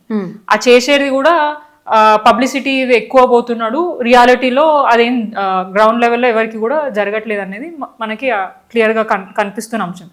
నిజంగానే మీరు అన్నట్టు నేనేదో మాట్లాడితే ప్రతిపక్షంగా మాట్లాడినా అన్నట్టే ఉంటుంది. మీ మీడియా సాక్షిగానే పోదాం, మీ ఏమంటారు లైవ్గా పోయి ప్రజలు వాళ్ళ ఒపీనియన్ ఏంటిది, వాళ్ళు ఎంత కాంగ్రెస్ పార్టీ నుంచి 20 నెలలలో ఎంత సంతోషంగా ఉన్నారు, ఏమేమి బెనిఫిట్స్ పొందినది క్లియర్గా మనం అప్పుడు పరిపాలన ఎట్లుంది ఇప్పుడు ఎట్లుందని తెలుసుకుంటే క్లారిటీ వస్తుంది. రైట్ అక్క, బీఆర్ఎస్కి గ్రాఫ్ పెరిగిందని అనుకుందాం. మరి పెరుగుతున్న పార్టీల నుంచి ఒక్కొక్కరు ఎందుకు పక్కకు తప్పుకోవాలని చూస్తుండ్రు? ఫర్ ఎగ్జాంపుల్ మొన్న గువ్వల బాలరాజు పార్టీ మారిండు, ఆయన ఉద్యమకారుడు, 2 సార్లు బీఆర్ఎస్ పార్టీ నుంచి ఎమ్మెల్యే అయ్యిండు, సేవలు చేసిండు అచ్చంపేటలో. కాకపోతే పోతా కొన్ని స్టేట్మెంట్లు కూడా ఇచ్చిపోయింది, ఇప్పటికి కూడా కొన్ని స్టేట్మెంట్లు ఇస్తా ఉన్నాడు. రానున్న రోజులలో బీఆర్ఎస్ బీజేపీలో కలుస్తుంది పక్క. ఇక ఇప్పటి నుంచి ఇక్కడ ఉండేందుకు అండ్లకు పోయినాక అక్కడికి వచ్చిన తర్వాతనే మళ్ళీ కలుసుకుందామని పోయినా అనేది ఒకటి. రెండోది, బీఆర్ఎస్ వర్కింగ్ ప్రెసిడెంట్ కేటీఆర్ మీద కూడా నిన్న కొన్ని కామెంట్లు చేసుడు జరిగింది. నాకంటే పెద్దోడేమీ కాదు, నాకంటే ఎక్కువ అనుభవం ఉన్నోడు ఏమీ కాదు కేటీఆర్ అని చెప్పేసి. ఏం చెప్తారక్క గువ్వల బాలరాజు పార్టీ మార్పు మీద అండ్ గువ్వల బాలరాజు పార్టీ మారిన తర్వాత, మారకముందు, రాజీనామా చేసిన తర్వాత చేసిన కామెంట్ల మీద? ఇప్పుడు అవసరం ఎక్కడ ఉంటే అక్కడ దుంకేటోళ్ళు వీళ్ళు. అంటే ఇప్పుడు పదవులు అనుభవించారు, వాళ్ళని కాదని వేరే వాళ్ళకి ఇవ్వలేదు టికెట్. కేసీఆర్ వారికి ఇచ్చే గౌరవం వారికి ఇచ్చారు. ఇక్కడ వాళ్ళ గౌరవాన్ని తగ్గించే విధంగా కూడా ఇక్కడ కూడా ప్రవర్తించాలి. వారు ఒక్కరే గారు, పార్టీలో ఉన్న చాలా మంది నాయకులు ఎవరైనా కూడా పార్టీ ఏంటంటే ఇప్పుడు పలానా దగ్గర ఎక్కడైనా కూడా ఒకటే నియోజకవర్గంలో ఒకటే సీట్ ఉంటుంది, 100 మంది దానికి ట్రై చేస్తే, అంటే ఆ సీట్కి ట్రై చేస్తే ఎవరైతే క్యాపబుల్ ఉన్నారో సర్వేలను బేస్ చేసుకొని, పబ్లిక్ ఒపీనియన్స్ బేస్ చేసుకొని హ్యాండిల్ చేసే వ్యక్తులకే అక్కడ ఉన్న ఏరియాలలో అవకాశం ఇస్తారు. దాని తర్వాత లేని వాళ్ళకి పార్టీ అవకాశాలు ప్రభుత్వ పరంగా కానీ ఫుల్ఫిల్ చేయడానికి ప్రయత్నం చేస్తూనే ఉంటారు ఎప్పటికప్పుడు. ఉన్న 60 లక్షల మందికి మనం అన్ని చేయలేము. ఏ పార్టీ అయినా, కేవలం బీఆర్ఎస్ఏ కాదు, బీజేపీ కానీ కాంగ్రెస్ కానీ పూర్తి స్థాయిగా ఎవరిని 100% ఫుల్ఫిల్ మనం వాళ్ళని సాటిస్ఫై చేయలేము. కానీ ఇప్పుడు మన గువ్వల బాలరాజు గారు 2 సార్లు ఎమ్మెల్యే టికెట్, 3వసారి కూడా ఆయనకే ఇచ్చింది. ఆయన చక్కగా పనిచేయక నియోజకవర్గంలో వాళ్ళ నాయకులను పట్టించుకోక ఆయన విభేదాలు పెంచుకొని అక్కడ ఆయన ఓడిపోతే అది మళ్ళీ ఇప్పుడు వేరే పార్టీలకు పోయి బీఆర్ఎస్ గురించి రాంగ్గా ప్రచారం చేయడం. ఇప్పుడు అంటే ఒక నిమిషం మనం బీఆర్ఎస్ బీజేపీ కలుస్తుంది అని అనుకుందాం, మళ్ళీ కలిసేదానికి నువ్వు పోవడం ఎందుకు? బీఆర్ఎస్ లోనే ఉంటే అయిపోతుంది కదా, అటువైనా కలుస్తారు కదా. కలిసినప్పుడు ఇద్దరు ఒకటే ఉన్నప్పుడు మరి నువ్వు ఆడికి పోయి చేయాల్సిన అవసరం ఏంటి? పార్టీ నీకు ఎక్కడ కూడా ఇబ్బంది పెట్టలేదు. ఒక సందర్భంలో విప్పించింది, ఎంపీగా అవకాశం ఇచ్చింది, 3 సార్లు ఎమ్మెల్యే టికెట్ ఇస్తే ఒకసారి నువ్వు ఓడిపోయినావు. ఇక నీ క్యాపబుల్ గురించి నువ్వు మాట్లాడుతున్నావు. ఒక్క ఓటుతో గెలిచినా కూడా గెలిపే, ఒక్క ఓటుతో ఓడిపోయినా కూడా ఓడిపోయినట్టే డెఫినెట్ గా. ఇక నాకు ఇన్ని ఏమంటారు ఇంత తేడాతో కేటీఆర్ గెలిచిండు, ఆయనకు అది లేదు ఇది లేదు అని చెప్పి మాట్లాడుతున్నారు. లెవెల్ గురించి మాట్లాడే రైట్ గువ్వల బాలరాజు గారికి లేదు. ఆయన కేటీఆర్ గారు 5 సార్లు ఎమ్మెల్యే అయిన నియోజకవర్గం, చాలా ప్రజల మద్దతు. మేబీ ఒక్కసారి ఆయన కేటీఆర్ గారు అన్నట్టు ఫాదర్ దీని మీద వస్తారు, కానీ తర్వాత అంతా ఆయన పనితీరు బేస్ చేసుకొని వారు ఎట్లా పని చేస్తున్నారు వాళ్ళ నియోజకంలో బేస్ చేసుకొని వాళ్ళు ప్రజలు గెలిపిస్తారు. సో వారి క్రెడిబిలిటీని నువ్వు తగ్గించే ప్రయత్నం చేస్తే ఎవరు కూడా ఒప్పుకోరు. అండ్ ప్రజలు బుద్ధి చెప్తారు. నీ అవసరానికి, నువ్వు సంపాదించుకున్న ఆస్తులు కాపాడుకోవడానికి, నీ రాజకీయ దీని గురించి, నీ సెల్ఫ్ గ్రోత్ గురించి నువ్వు పోయి పార్టీ గురించి మాట్లాడడం కరెక్ట్. ఇప్పుడు ఫస్ట్ ఆయన లెటర్ ఏమంటారు రాజీనామా పంపించినప్పుడు దాంట్లో క్లియర్గా ఇక్కడ కూడా పార్టీ గురించి నెగిటివ్గా మాట్లాడలేదు. క్లియర్గా ఆయన నాకు అవకాశం ఇచ్చింది, నాకు రాజకీయ అనుభవం అంతా కల్పించింది కేసీఆర్ గారు, బీఆర్ఎస్ పార్టీ అని చెప్పేసి చాలా మంచిగా ఆయన చెప్పడం జరిగింది. మరి అదే లెటర్లో ముందే నువ్వు ఏమేమి ఇబ్బందులు ఉన్నాయో మెన్షన్ చేయొచ్చు కదా. నువ్వు తర్వాత నేను ట్రోల్ చేయడం స్టార్ట్ పెట్టిన, ట్రోల్ ఎందుకు చేసి, నువ్వు చేసిన పనికి ట్రోల్ చేసావు. నువ్వు పార్టీ మారే అంశం ఏదైతే ఉందో అది నీ పర్సనల్, కానీ వ్యక్తిగతంగా నువ్వు కూడా పార్టీని ఉన్న నాయకులను టార్గెట్ చేస్తే ఖచ్చితంగా మేము కూడా టార్గెట్ చేస్తాం. ఇప్పుడు నువ్వు నీ వ్యక్తిగా పర్సనల్గా నేను దీని గురించి నేను పోయినా, నా అవసరానికి నేను పోయినా అని చెప్పేసి నువ్వు మాట్లాడితే ఖచ్చితంగా ఎవరు కూడా నేను ఇది చేయరు. కానీ పార్టీ విలీనం అవుతుందని నేను పోయినా, ప్లస్ పార్టీలో ఇట్లున్నాయి అట్లున్నాయి, కేటీఆర్ గారి గురించి కేటీఆర్ గారి గురించి మాట్లాడే రైట్ కానీ లెవెల్ కానీ నీకు లేదు. నీ లెవెల్ ఏందో అక్కడ ఉన్న ప్రజలు మొన్న నువ్వు నీ ఇచ్చిన రిజల్ట్తోనే అర్థమవుతుంది. అండ్ అక్కడ బీజేపీకి అసలు డిపాజిటే రాలేదు. ఆ బీజేపీ పార్టీలకు పోయి ఈయన పెద్దగా మాట్లాడడం జరుగుతుంది.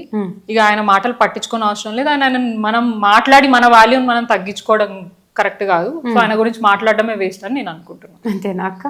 ఇప్పుడు దాకా మాట్లాడింది కూడా వేస్టే, ఇంతసేపు మన ఎనర్జీ వేస్ట్. ఎందుకంటే అట్లాంటి వాళ్ళ అవసరాలకి పార్టీ ఇంత పోషించి పెంచి నీకు ఒక స్థాయి ఇచ్చి పేరిచ్చిన తర్వాత లాస్ట్కి నువ్వు పార్టీ విలీనం అవుతుంది అని పార్టీ మీద ఒక బురద జల్లి బయటికి పోయి మళ్ళీ ఆ పార్టీ నాయకుల మీద పిచ్చి పిచ్చిగా మాట్లాడితే ఖచ్చితంగా నిన్ను టార్గెట్ చేస్తారు.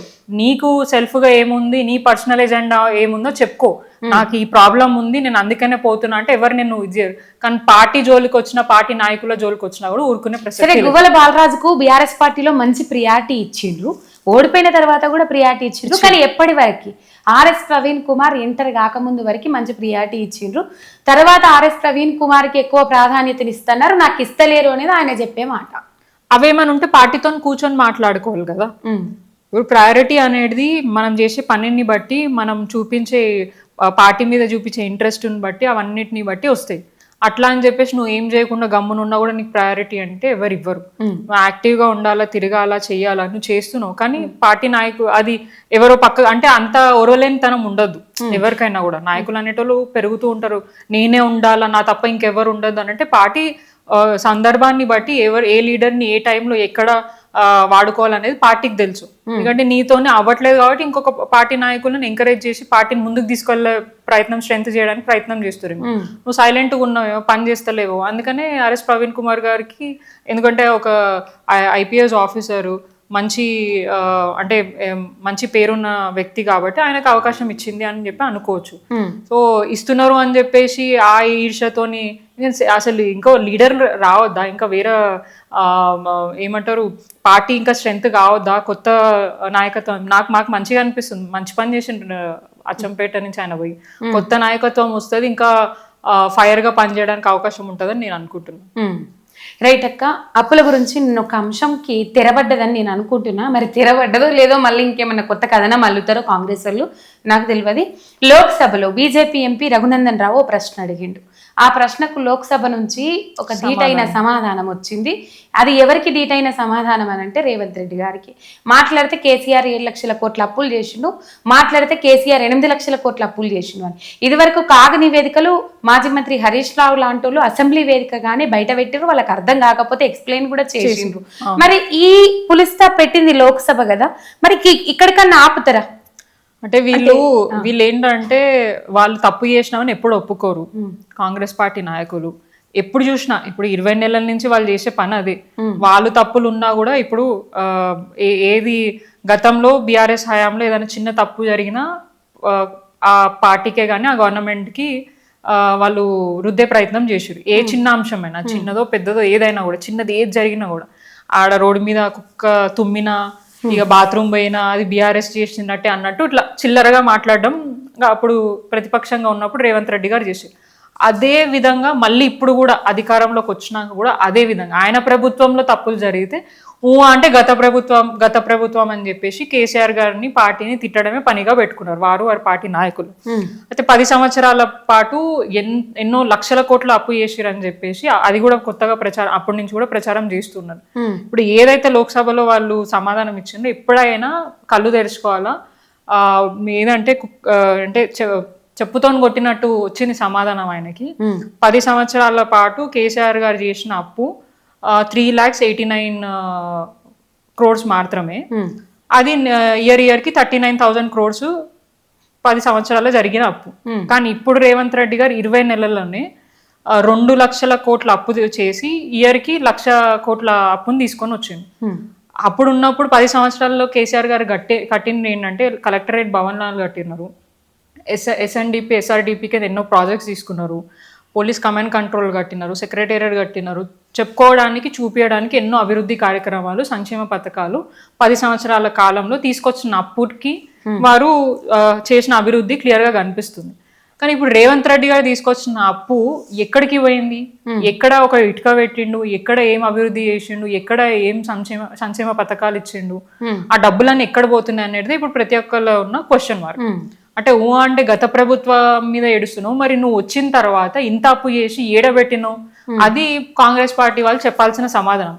అంటే కేసీఆర్ గారి మీద ఏడవడం కాదు, నీ ప్రభుత్వంలో నువ్వేం ఏడిచి చచ్చినావో అది చెప్తే బాగుంటుందని. ఈ అంశము దాదాపు కేసీఆర్ అప్పుల కుప్ప చేసిండు రాష్ట్రాన్ని అని ఇప్పటికీ కాంగ్రెస్ కు వ్యతిరేకత ఎంత పెరిగినప్పటికి కూడా, సరే చేత చేసిండు ఒకడంత బువ్వ పెట్టిండు అంటారు కానీ కేసీఆర్ అప్పు చేసిండు అని మాత్రం అంటారు. కేసీఆర్ అప్పు చేయలేదు, ఆ మిగతా రాష్ట్రాలతో పోల్చుకుంటే కేసీఆర్ చేసిన అప్పు చాలా తక్కువ పోయిన 10 ఏళ్లలో అనే అంశాన్ని ప్రజలలోకి బలంగా తీసుకుపోవడానికి బీఆర్ఎస్ పార్టీ ఏ విధమైన ప్రయత్నాలు చేస్తుంది? కంపల్సరీ ప్రజలకు పోవాల్సిన అవసరం ఉంది అని మీకు అనిపిస్తుంది? 100%. ఎందుకంటే చాలా మందికి ఐడియా లేదు ఇది. ఇప్పుడు ఎట్లుంటది అంటే, కొత్తగా ఏర్పాటైన రాష్ట్రం, మనకి ఎక్కడ ఎవరితో సపోర్ట్ లేకుండే, రాష్ట్రాన్ని అభివృద్ధి చేయడానికి ఏ రకంగా మనము ముందుకెళ్లాలని కేసీఆర్ గారు నిరంతరం ఆలోచించి తెచ్చిన అప్పుకి న్యాయం చేసిండు. అంటే ఎక్కడ కూడా వారు దాన్ని మిస్యూజ్ చేయలేదు. ప్రజల గురించి ఆలోచించి ప్రజలకి ఎటువంటి అవసరాలు ఉన్నాయన్నిటి నిరంతరం తీర్చడం జరుగుతుంది. అది క్లియర్గా తెలుసు, అది ప్రజలు కూడా గమనిస్తున్నారు. ఎందుకంటే మీరు అన్న మాట నిజమే, అప్పు తెచ్చినా మాకు ఎక్కడ ఇబ్బంది కాకుండా మాకు ఇస్తా అన్న హామీలు పూర్తిగా నెరవేర్చిండ్రు. కొన్ని నెరవేర్చలేదేమో, అది కొన్ని కారణాలు ఉంటాయి, కానీ మాకు ఎక్కడ కూడా ఇబ్బంది కలగలేదు గత ప్రభుత్వ హయాంలో అని చెప్పేసి ప్రజలే కొన్ని సందర్భాల్లో మాట్లాడడం జరిగింది. ఖచ్చితంగా ఈ అంశం ప్రజలలోకి వెళ్ళాలి, పూర్తిగా వారికి అవగాహన వచ్చేలాగా మేము ఎక్స్ప్లెయిన్ చేయాలి. ఎందుకంటే మీరు అన్నట్టు వేరే దేశాలు, ఇప్పుడు యుఎస్ కానివ్వండి, వేరే కంట్రీసే కానివ్వండి, అవి చాలా మనకంటే అడ్వాన్స్డ్గా ఉంటాయి, చాలా ఫాస్ట్ ఫార్వర్డ్ ఉంటాయి. వాళ్ళే అంత అప్పు చేస్తున్నప్పుడు మన రాష్ట్రం కొత్తగా ఏర్పాటైన తర్వాత ఆ అప్పు తీసుకొచ్చిన దాన్ని కూడా ఎట్లా రెవెన్యూని జనరేట్ చేయాలా, మనం చూసుకుంటే మొత్తం తెలంగాణ నెంబర్ 1 పొజిషన్లో ఉండే జీడిపిలో. ఇక్కడ మనము అన్ని విధాలుగా ఇక్కడ కూడా ఇబ్బంది కాకుండా దాన్ని కూడా పెంచుకున్నాం, ఇన్కమ్ సోర్స్ కూడా పెంచుకున్నాం. కానీ ఇప్పుడు మాత్రం అది జరగట్లేదు.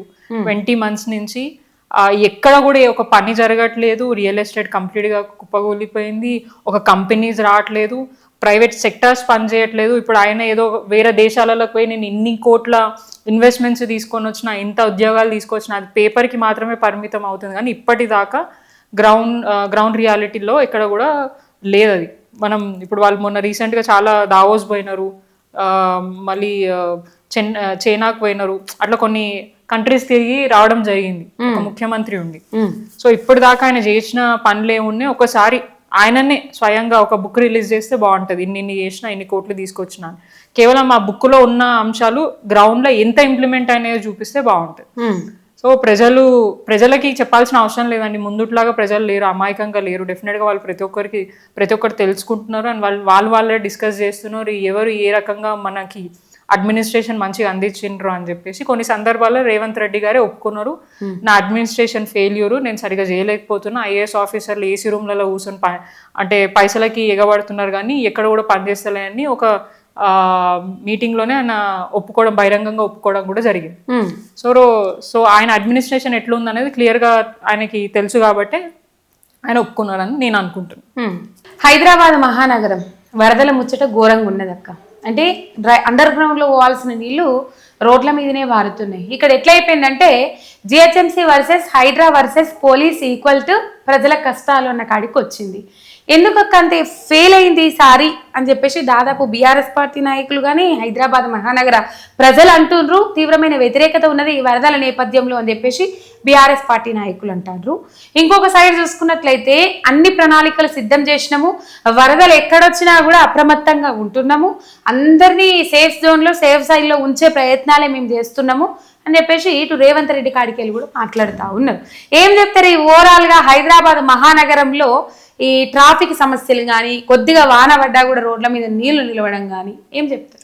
ఇప్పుడు గతంలో 10 సంవత్సరాలు బీఆర్ఎస్ ఉన్నప్పుడు ఈ వరదల ఇష్యూయే మనకి బాగా ఇబ్బందికరంగా మారినప్పుడు మున్సిపల్ శాఖ మంత్రిగా కేటీఆర్ గారు ప్రాతినిధ్యం వహించినప్పుడు అసలు ఏం చేస్తే ఈ ఇష్యూస్ సార్ట్ అవుట్ అవుతాయి, మనకి ఎటువంటి ఇబ్బంది కాకుండా ఉంటాయి అని చెప్పేసి చాలా సార్లు రివ్యూ మీటింగ్స్ పెట్టుకొని దాని మీద బాగా డీప్గా ఎనలైజ్ చేసి మనకి ఎస్ఎన్డిపి కింద నాలా స్ట్రాటజిక్ నాలా డెవలప్మెంట్ కింద చాలా ప్రాజెక్ట్స్ తీసుకోవడం జరిగింది. నాలాలు కట్టినారు, స్టామ్ వాటర్ డ్రైన్స్ కట్టినారు, ఎక్కడికక్కడ నీళ్లు ఆగకుండా ఏమేం చేయాలని చెప్పేసి చర్యలు తీసుకోవడం జరిగింది. దానికి తగ్గట్టు మెయింటెనెన్స్ వర్క్స్ కూడా చేశారు గతంలో. ఎల్బీ నగర్ అప్పుడు మనకి ఎంత వరదలు వచ్చినాయి మీకు ఐడియా ఉంది. దాని తర్వాత ఎస్ఎన్డిపి నాలాలు కట్టిన తర్వాత ఎంత మటుకు ప్రజలు అక్కడ సేవ్ అయినరు అనేది కూడా మనకి తర్వాత వచ్చిన రిజల్ట్. అయితే ఇప్పుడు ప్రభుత్వం వచ్చి 20 నెలలు. లాస్ట్ టైం వరదలు వచ్చినప్పుడు కూడా వాళ్ళు ఏం చేయలేదు, ఈసారి వరదలు వచ్చినప్పుడు కూడా వాళ్ళు చేసింది కూడా ఏం కనిపించట్లేదు. గతంలో ఏమో డిఆర్ఎఫ్ ఉండే, ఇప్పుడు కొత్తగా హైడ్రా వచ్చింది. ఆ హైడ్రా కూడా ఏం చేస్తున్నా అనేది ఇప్పుడు దాకా మాకు అవగాహన ఐడియా మాత్రం లేదు. ఎందుకంటే మాకు అప్పుడు మాన్సూన్ కంటే మాన్సూన్ ప్రిపరేషన్ అని చెప్పేసి మనకి మాన్సూన్ వెహికల్స్ పెట్టడము, ఎక్కడెక్కడైతే గుంతలు ఉన్నాయో, పాట్ హోల్స్ ఉన్నాయో దాన్ని ముందే ఒక డ్రైవ్ లాగా తీసుకొని ప్రజలకు ఇబ్బంది కాకుండా దాన్ని కూడా పూర్తిగా ఒక డ్రైవ్ నిర్వహించి అవి కూడా కంప్లీట్ చేయడం, ఐఆర్టీ ఇన్స్టెంట్ వెహికల్స్ అని అవి కూడా పెట్టి చేయడం జరుగుతుండే. ఇప్పుడు లాస్ట్ టైం మాకు 3-4 నెలల కింద అనుకుంటా కౌన్సిల్ మీటింగ్ అయినప్పుడు మేము వర్షాలకు సిద్ధంగా ఉన్నాం, ఏది జరిగినా కూడా జిహెచ్ఎంసీ అప్రమత్తంగా ఉంది, ప్రజలకు ఎటువంటి ఇబ్బంది కాకుండా చూసుకుంటామని చెప్పి మేయర్ గారు, కమిషనర్ గారు మాకు కౌన్సిల్లో చెప్పడం జరిగింది. కానీ ఇప్పటిదాకా కూడా అసలు ఏం మెజర్స్ తీసుకున్నారు, ఏం జరిగింది అనేది మాకు ఇప్పటిదాకా అవగాహన లేదు, ఐడియా లేదు. ఎందుకంటే ప్రభుత్వం తరఫు నుంచి జిహెచ్ఎంసీ నుంచి పలానా వీళ్ళు పని చేస్తున్నారని, ఇప్పుడు హైడ్రా వచ్చింది, హైడ్రాకి ఇచ్చేసారు. ఇప్పుడు ఆ హైడ్రా వాళ్ళు ఎవరెవరు ఉన్నారు, ఏం పని చేస్తున్నారు అనేది మాకు క్లారిటీ లేదు నిన్నటి దాకా. నిన్న నేను స్వయంగా మా ఆఫీసర్కి ఫోన్ చేసి అసలు ఎవరు హైడ్రా వ్యక్తులు మా ఏరియా మన సీతాఫల్ మండిలో పనిచేస్తున్నారు, వాళ్ళు ఎక్కడెక్కడ కంప్లైంట్స్ అటెండ్ అవుతున్నారు, ఒకసారి నాకు వాళ్ళ నెంబర్స్ ఇవ్వండి, ప్లస్ గ్రూప్ ఏమైనా ఉంటే దాంట్లో యాడ్ చేస్తే వాళ్ళు ఏం పని చేస్తున్నారని మాకు ఐడియా ఉంటుంది. ప్రజలు మాత్రం మాకు ఇక్కడ స్టాగ్నేషన్ అవుతుంది, ఎవరు జిహెచ్ఎంసీ వాళ్ళు వస్తలేరు. గతంలో జిహెచ్ఎంసీ ఒక ఫోన్ చేస్తే ఒక వెహికల్ వచ్చి ఇక్కడ నుంచొని వాటర్ ఒకవేళ స్టాగ్నేషన్ అయితే అది రిమూవ్ చేసి అక్కడ ఉన్న చెత్త లిఫ్ట్ చేస్తున్నాయి. ఇప్పుడు ఆ పరిస్థితి లేరు, అసలు ఎవరికి మాకు చెప్పాలో కూడా అర్థం అవ్వట్లేదు అని. ఇప్పుడు నిజంగానే వాళ్ళు ఒకవేళ ప్రిపేర్ అయ్యి ఉండుంటే, ఇప్పుడు మనకు కంటిన్యూగా వర్షాలు పడుతున్నప్పుడు హైడ్రా వాళ్ళు కొత్తగా ఈ నోటీస్ ఎందుకు ఒకటి టెండర్ కాల్ ఫర్ ఎందుకు చేసిరు రీసెంట్ గా, అది ఎప్పుడు 7th రోజు, 7th మొన్న 7th కి. ఇప్పుడు ఇవన్నీ ఎప్పుడు చేయాలా, వర్షాకాలం రాకముందు ఇవన్నీ చేసి రెడీగా ఉండాలి. కానీ ఇప్పుడు వర్షాలు పడుతుంటే ఎప్పుడు వాళ్ళు నిద్రలేసి అమ్మో వర్షాలు రోడ్ల మీద నించుంటున్నాయి. ఇప్పుడు మనము చాలా మంది మీడియాలో క్రిటిసైజ్ చేస్తే ఆయన సడన్ గా రేవంత్ రెడ్డి గారు ఇన్స్పెక్షన్ చేసి 2 PR స్టంట్లు చేసి అక్కడ కూడా అధికారులకు అది నా అధికారిక ఇన్స్పెక్షన్ లో కూడా నా మేయర్ అక్కడ అందుబాటులో లేదు, నా జిహెచ్ఎంసీ కమిషనర్ లేడు, కలెక్టర్ గారు లేరు, ఎవరు లేరు. జస్ట్ వచ్చిండు, 2 ఫోటోలు దిగిండు, అది ఇది అని చెప్పేసి ఇట్లా డైరెక్షన్లు ఇచ్చిండు, వెళ్ళిపోయింది. రైట్. మున్సిపల్ శాఖ ముఖ్యమంత్రి చేతులలో ఉన్నది, అంటే మీరు కార్పొరేటర్ గా ఉన్నారు జిహెచ్ఎంసీ పరిధిలో, అంటే ఎటువంటి ఇన్స్ట్రక్షన్స్ రాలేదు ఇప్పటిదాకా కూడా. గతంలో జిహెచ్ఎంసీ జోనల్ ఆఫీస్ లోనే కానివ్వండి, హెడ్ ఆఫీస్ లో కానివ్వండి, ఏదో ఒక మీటింగ్ జరుగుతుంది. అంటే ప్రజలు ఇబ్బంది పడుతుంటే, నువ్వు వర్షం పడుతుంటే ప్రజలలో పోయి ఏం ఇష్యూస్ ఉన్నాయని అడగకుండా ఫోన్ లో పట్టుకొని ఏంటిది ఎక్కడుంది, ఏం నడుస్తుంది ఏంటి అని ఫోన్లలో తీసుకునే అంశం కాదు కదా. ఇవన్నీ ముందు చేయాలా. నువ్వు చేసే రివ్యూ అంతటా కూడా వర్షం పడేటప్పుడు కాదు, వర్షం కంటే ముందు అధికారులు ఏం చేస్తున్నారు, మనకి ఎట్లా ఈ వాటర్ అంతా కూడా ఇప్పుడు మనం ఎట్లా డైవర్ట్ చేయాలి ఏంటి అనేది మనం చూడాలి. అప్పుడు ఆమె మేయర్ అయినప్పుడు ఆమె మొక్కుకున్న మొక్కు ఏందనంటే అసలు రాష్ట్రంలో వర్షమే పడద్దు. ఆమె మొక్కుకున్నందుకే భారీగా పడి ఇప్పుడంతా హైదరాబాద్ అంతా ఎందుకు వర్షం పడద్దని ఎందుకు మొక్కుకున్నారు అంటే ఆమె మేయర్ కదా, ఆమెకి ఇబ్బంది కావద్దు, మళ్ళీ ఆమె మేకప్ గిట్ట పోతుందేమో అని చెప్పేసి నేను అనుకుంటున్నా. అది కరెక్ట్ కాదు, ప్రజలు ఇబ్బంది పడుతున్నారు. కానీ నెయిల్ పెయింట్ పర్సనల్ అంశం అని మనం అన్నాం, కానీ ఆ నెయిల్ పెయింట్ వేసుకుని బ్యూటీ పార్లర్ ఓపెనింగ్ పోయిండ్రంట కదా. అంటే నేను ఏమంటున్నా అంటే ఇక్కడ వరదలు వచ్చి ఇబ్బంది పడంగా జనాలు బ్యూటీ పార్లర్ ఓపెనింగ్ పోయిండ్రట, తెల్లారి వార్త వచ్చింది. మరి దాని గురించి ఏం చెప్తారని అదే అంటే ప్రజలు పడే సమస్యలు వీళ్ళకి కనిపిస్తలేవు. వీళ్ళు వాళ్ళకి అవసరమైన ఏమంటారు దగ్గరికి వాళ్ళు పోవడం. ఇప్పుడు అక్కడ ఆమెకి ఏమొస్తుందో నాకు తెలియదు ఆ పార్లర్ ఓపెనింగ్ చేస్తే, కానీ కనీసం ప్రజల దగ్గర పోతే వాళ్ళ సమస్యలైనా సార్ట్ అవుట్ అవుతాయి కదా. అధికారులు ఏం పని చేస్తున్నారు ఏంటి అనేది నిరంతరం పైన మేయర్ గారు కమిషనర్ గారు మానిటర్ చేస్తేనే మనకు అర్థమవుతుంది. వాళ్ళకి సహకరిస్తలేరా, వాళ్ళు మీకు సహకరిస్తలేరా? మెజారిటీ రాజకీయాలు అనేది డెఫినెట్ గా ఉంటాయి, అది కేవలం ఎలక్షన్లు మట్టుకే. కానీ ప్రజల సమస్యలు వచ్చేటప్పటికి అందరం కలిసికట్టుగా ఉండి పనిచేయాలి. మేము వారికి డెఫినెట్ గా సహకరిస్తాం ఇట్లాంటి సిచ్యువేషన్స్ ఉన్నప్పుడు, కానీ వారు మాకు సహకరించాలి కదా. ఇప్పటిదాకా కూడా ఇటు మాకు కమిషనర్ గారు కనిపిస్తలేరండి, ఫీల్డ్ మీద కనిపించాలి. గతంలో చాలా మంది కమిషనర్లు ఉండే ఫీల్డ్ మీద తిరుగుతుండే ఎక్కడ ఏం ప్రాబ్లం అవుతుండే అని. వారు కూడా మంచి క్యాపబుల్ ఉన్న కమిషనర్ గారే, కానీ మరి ఎవరి ఒత్తిడి మేరకు ఆఫీస్ నుంచి బయటికి వెళ్ళట్లేదా, ప్రజలను కలుస్తలేరా అనేది మాకు అర్థం అవ్వట్లేదు. ఎందుకంటే మేయర్ గారు కూడా పోతలేరు, నా కమిషనర్ గారు కూడా బయట కనిపిస్తలేదు. అరే సీఎం ఒక విజిట్ చేస్తున్నారంటే ఆ మాత్రం మీడియాకి ఇన్ఫర్మేషన్ ఉన్నప్పుడు మరి అధికారులకు ఇన్ఫర్మేషన్ ఉండదా, ఒక కమిషనర్కి ఇన్ఫర్మేషన్ ఉండదా, జిహెచ్ఎంసీ కమిషనర్కి, జిహెచ్ఎంసీ మేయర్కి ఇన్ఫర్మేషన్ ఉండదా, కలెక్టర్కి ఇన్ఫర్మేషన్ ఉండదా? వారు ఎవ్వరు లేకుండా వారి పర్యటన జరిగింది. ఓన్లీ హైడ్రా కమిషనర్ ని పెట్టుకొని చేస్తున్నారంటే హైడ్రా ఒక్కటే ఉందా జిహెచ్ఎంసీలో? ఇంకా ఏ శాఖ కూడా లేదు, ఏం పని చేస్తలేదు అన్న విధంగా. ఈ పరిణామాలన్నీ కేవలం జిహెచ్ఎంసీ నుంచి తీసుకొని హైడ్రాకు బాధ్యతలు అప్పచెప్పడం వల్ల నేను అనుకుంటున్నట్ల. అంటే హైడ్రా ఇప్పుడు హైడ్రా పని ముందు నుంచి ఏంటి, చెరువులు కాపాడాలా, అది మాత్రమే ఫస్ట్ నుంచి అన్నారు. దాని తర్వాత దానికి కొన్ని యాడ్ చేసి ఎక్స్పాన్షన్ చేయడం జరిగింది. అంటే ఇక జిహెచ్ఎంసీ ఉన్న అంశాలు కూడా హైడ్రాలనే కలపడం జరుగుతుంది. అప్పుడు ఇది ఏదైతే మాన్సూన్ వెహికల్స్ ఇవన్నీ కూడా ఇప్పుడు చిన్న గల్లీలలో పెద్ద వెహికల్స్ వెళ్ళడానికి స్కోప్ ఉండదు. వీళ్ళు ఏదో పెద్ద మిషన్స్ అవి ఇవి అంటున్నారు, కనీసం ఆ పెద్ద మిషన్స్ అయినా కనిపించాలి కదా. కేవలం చెప్పడం మట్టుకే జరుగుతుంది. ఇప్పటిదాకా దాన్ని తీసుకొచ్చింది లేదు, ప్రజలకు అందుబాటులో చేసింది పని అయితే మనకైతే కనిపించట్లేదు. సో గతంలో ఉన్న మాన్సూన్ వెహికల్స్ ఏవైతే ఉన్నాయో ఆటోస్, అవే చిన్న లేన్స్ లోకి పోయి ఏమైనా స్టాగ్నేషన్స్ అయినా, ఏమైనా వాటర్ బ్లాకేజెస్ ఉన్నా, ఏమైనా చెత్త షిల్టర్ రిమూవ్ చేయాలన్నా అవన్నీ కూడా చేస్తుండే. ఇప్పుడు మళ్ళీ అదే వెహికల్స్ ని పెట్టుకొని హైడ్రా అని చెప్పి సపరేట్ గా వాళ్ళకి ఇచ్చి, వాళ్ళు మా మాట వినకుండా, మాకు నిన్న ఒక అబ్బాయి ఫోన్ చేసిన, ఒక మా ఏరియాకి సంబంధించిన వాళ్ళ ఇంటి ముందు ఒకటి స్ట్రాంగ్ వాటర్ డ్రైన్ చిన్నది కట్టినాం, వాళ్ళకి నీళ్ళు వస్తున్నాయి, నాలా పక్కనే ఉంటుంది అని చెప్పి. సో అక్కడ వర్షాకాలంకి ముందే మనం డీషెల్టింగ్ చేయడం జరిగింది. అధికారులను ఒత్తిడి చేస్తే అది చేసిండ్రు. దాని తర్వాత మనం నిరంతరం వర్షం టైంలో అంటే చెత్త స్ట్రక్ అయ్యో మనకి ఇబ్బంది అవుతూ ఉంటుంది. సో ఇన్ని సంవత్సరాలు లేని ఇబ్బంది ఇప్పుడు హైదరాబాద్ క్లీన్ చేయమనంటే ఇది క్లోజ్ చేసాలి, ఇది పనికిరాదు, ఇది వేస్ట్ అని చెప్పి హైదరాబాద్ వచ్చి వాళ్ళకి చెప్తున్నారంట. ఇన్ని సంవత్సరాలు క్లోజ్ చేస్తే ఇంకా ఎక్కువ ఇంట్లోకి పోతాయి. ఇప్పుడేమో దాంట్లో నుంచి వాళ్ళకి ఫ్రీగా వెళ్ళిపోతుంది, ఎందుకంటే వాళ్ళకి అట్లా వెళ్ళిపోవాలని మనం అది కట్టడం జరిగింది. దాంతో వాళ్ళకి ప్రాబ్లం సాల్వ్ అయింది, చాలా మటుకు ప్రాబ్లం. ఇంత మటుకు నీళ్ళు వచ్చేది ఇప్పుడు జస్ట్ కాళ్ళ మట్టుకే వస్తున్నాయి. దాన్ని మెయింటైన్ చేస్తే ఆ మటుకు కూడా వాటర్ వెళ్ళిపోతాయి. కానీ ఆ మెయింటెనెన్స్ కరువు అయిపోయింది, ఎక్కడో కూడా పూర్తిగా దాన్ని చేయట్లేదు. నా హెచ్ఎండబ్ల్యూఎస్ పరిస్థితి అట్లానే ఉంది, నా జిహెచ్ఎంసీ పరిస్థితి అట్లా ఉంది. డీషెల్టింగ్ దగ్గర ఎక్కడైతే మ్యాన్హోల్ క్లీనింగ్ చేయాలా, ఇక హెచ్ఎండబ్ల్యూ పరిస్థితి అయితే మనం చెప్పనే వద్దు. ఇక అధికారుల దగ్గర పోతే మాకు జీతాలే లేవు ఇవ్వడానికి, ఇక మీకు ఫండ్స్ ఎక్కడ ఇవ్వాలని చెప్పేసి మాట్లాడుతున్నారు. మరి గతంలో పనులు ఎట్లా జరిగినాయి, ఇప్పుడు ఎందుకు పనులు జరగట్లేదు? ఇప్పుడు మీరే కదా అన్నిటికీ రిప్రజెంట్, మున్సిపల్ శాఖ మంత్రి, ముఖ్యమంత్రి ఒకలే. సో ఇంకెక్కువ మాకు నిధులు రావాలి. ముఖ్యమంత్రి దగ్గరనే ఆ శాఖ ఉందనంటే ఆయన ఎంత కీన్గా ఇవన్నీ అంశాల మీద మీటింగ్ పెట్టాలా, రివ్యూ చేయాలా, ఉన్న దగ్గర సమస్యలు ఏమున్నాయో సార్ట్అవుట్ చేయాలి. ఇప్పుడు ముందేమో ఈజీగా మేము కొన్ని వర్క్స్ పెడితే వచ్చే పరిస్థితి ఉంది. ఇప్పుడు ఏ వర్క్ పెట్టినా దానికి 10 రకాల ఇన్వెస్టిగేషన్ టైప్ అనుకోండి, అంటే ప్రొసీజర్స్ మార్చి ఇది కావాలా అది కావాలని నిరంతరం పంపించిన ప్రపోజల్స్ని ఇమీడియట్గా శాంక్షన్స్ ఇవ్వకుండా రిపీటెడ్గా వెనుకకు పంపించి ఇది లేదు అది లేదు అని చెప్పేసి టైం పాస్ చేయడం, అక్కడ ఇష్యూస్ అంటే ఏమంటారు ఆ ఇష్యూని ఉన్న ప్రాబ్లం ఇంకా ప్రొలాంగ్ చేయడం, అట్లా జరుగుతుంది పనులు కాకుండా. సో గతంలో మేము పెట్టంగానే అధికారులు వస్తుండే, ఇన్స్పెక్షన్ చేస్తుండే, అవును ఇక్కడ ప్రాబ్లం ఉందని ఒక రిపోర్ట్ రాస్తుండే, పంపిస్తుండే, మాకు శాంక్షన్స్ వస్తుండే. ఇప్పుడు అధికారులు వచ్చి ఇన్స్పెక్షన్ చేసిన 10 సార్లు రిపోర్ట్ పంపించిన, మళ్ళీ దాంట్లో ఏదో ఒక తప్పు ఉందని చెప్పేసి మళ్ళీ రిటర్న్ పంపించి ఆ ఫోటోలు కావాలా, దాన్ని జియో ట్యాగింగ్ చేయాలా, ఇక అది ఇది అని ప్రతి దానికి కాలయాపన చేయడము, పనులు కాకుండా ఉండడం. ఇప్పుడు చాలా చోట్ల మేము గతంలో రోడ్స్ బాగాలేదని చెప్పి ప్రపోజల్స్ పెడితే అది మొన్న శాంక్షన్ అయింది. ఇప్పుడు అది జరిగిన దగ్గర కొన్ని పైప్ లైన్స్ డ్యామేజ్ అయితే అది హెచ్ఎండబ్ల్యూ వాళ్ళు శాంక్షన్ ఇవ్వమనంటే డబ్బులు లేవు చిన్న చిన్న వర్క్స్ కి. పెద్ద జస్ట్ ₹1,00,000 1,50,000 2,00,000 వర్కులు కూడా ఇచ్చే పరిస్థితి లేకుండా తయారైంది ఇప్పుడు మనకి సిచ్యువేషన్. రైట్ అక్క, పడే వాన పడుతుంది, పారే నీళ్లు వాడుతుంది, ప్రజలైతే ఇబ్బందులు పడుతూ ఉన్నారు.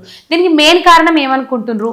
జిహెచ్ఎంసీ నుంచి హైడ్రాకి ఇవ్వడం వలన ఒకటి, లేకపోతే అసమర్థత, లేకపోతే పరిపాలనా రాహిత్యం, అవగాహన రాహిత్యం, ఇవి ఈ 4గిట్లో ఏదని ఒక్కటి మనం చెప్పలేము.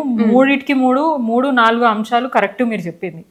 ఖచ్చితంగా అది హైడ్రాకి ఇవ్వకుండా జిహెచ్ఎంసీ గతంలో ఎక్కడ నిలవని జాగాల జూబిలీ హిల్స్ ఏరియాలో ఎందుకంటే ఫ్లైఓవర్ల పైన ఎప్పుడైనా ఫ్లైఓవర్ల పైన నీళ్లు నిలవడం. ఈ ఫ్లైఓవర్ల దానికి కూడా ఒక కథ చెప్తా నేను. అంటే కాళేశ్వరం నీళ్లు నిలవాలని కట్టిన కాళేశ్వరం మీదనేమో నీళ్లు నిలుస్తలేవు, కానీ ట్రాఫిక్ క్లియర్ చేయాలని కట్టిన ఫ్లైఓవర్ల మీద నీళ్లు నిలుస్తున్నాయి. అది కేసీఆర్ కారణం అంటారు. అదే నేను అదే అంటున్నా, ఏదున్నా కూడా గత ప్రభుత్వంలోనే జరిగింది అని చెప్పేసి వీళ్ళు మాట్లాడుతున్నారు. ఇక్కడ కూడా అదే అంశాన్ని తీసుకొచ్చి రావడం జరుగుతుంది. మరి గతంలో ఫ్లైఓవర్ల పైన నీళ్లు నిలవలేదు, ఇప్పుడు ఎందుకు నిలుస్తున్నాయి? మెయింటెనెన్స్ లోపం, మెయింటెనెన్స్ చేయకపోవడం వల్ల. ఇప్పుడు పైన ఏదైతే వాటర్ మనకి కింద రావడానికి ఏదైతే సోర్స్ ఉందో దాంట్లో షిల్ట్ జమ అయిపోయి అక్కడ చెత్త పడి దాన్ని మీరు క్లీన్ చేయక అక్కడ వాటర్ నిలిస్తే ఇది కూడా కేసీఆర్ గారు చేయడం వల్లనే అయింది. మరి గతంలో ఎందుకు కాలేదు? అప్పుడు కూడా చాలా ఫ్లైఓవర్స్ కట్టినాం కదా, అప్పుడు కూడా చాలా చోట్ల స్టాగ్నేషన్స్ అయినాయి కూడా. ఇప్పుడు కేవలం ఇక్కడే కాదని వేరే రాష్ట్రాలు ఇప్పుడు ఏదైతే రాను నీళ్ళ కరువు అవుతుందని నిల్వ చేస్తుంది మా అక్క. ఇప్పుడు అట్లా అంటే ఇప్పుడు మొత్తం హైదరాబాద్ ని గులగొట్టాలి. ఎందుకంటే నీళ్ళు వచ్చే దగ్గర మేము ఇదేంటి ఉన్న ఇల్లు తీసేస్తున్నాము. ఎట్లయిపోయింది కథ అంటే కాళేశ్వరం కూలేశ్వరం అయింది, కాళేశ్వరంతో నీళ్లు రావు, ఫ్లైఓవర్ల మీద నీళ్లు నిల్వ పెట్టి నీళ్ళు ఇస్తామన్నట్టు అయిపోయింది. నేను మాట్లాడద్దు, మీరు మాట్లాడితే మంచిగా ఉంటుంది కానీ అదే పరిస్థితి ఉంది. మీరు అన్న స్టేట్మెంట్ కరెక్టే, కానీ విషయం ఏంటంటే వీళ్ళు అడ్మినిస్ట్రేషన్ మీద పట్టు లేదు, అధికారులని కంట్రోల్ చేసే శక్తి లేదు రేవంత్ రెడ్డి గారికి. ఆయన స్వయంగా చాలా సందర్భాలు అడ్మినిస్ట్రేషన్ ఫెయిల్, నేను చేయలేను అని చెప్పేసి మాట్లాడడం జరిగింది, ఒప్పుకున్నాడు. అండ్ ఆయన పేరు ఆయన మర్చిపోవడం జరిగింది. అయ్యో ఇప్పుడు వాళ్ళు చేసిన తప్పులు ప్రజలు అనుభవిస్తున్నారు, వాళ్ళ తప్పిదాల వల్ల ప్రజలు ఇబ్బంది పడుతున్నారు.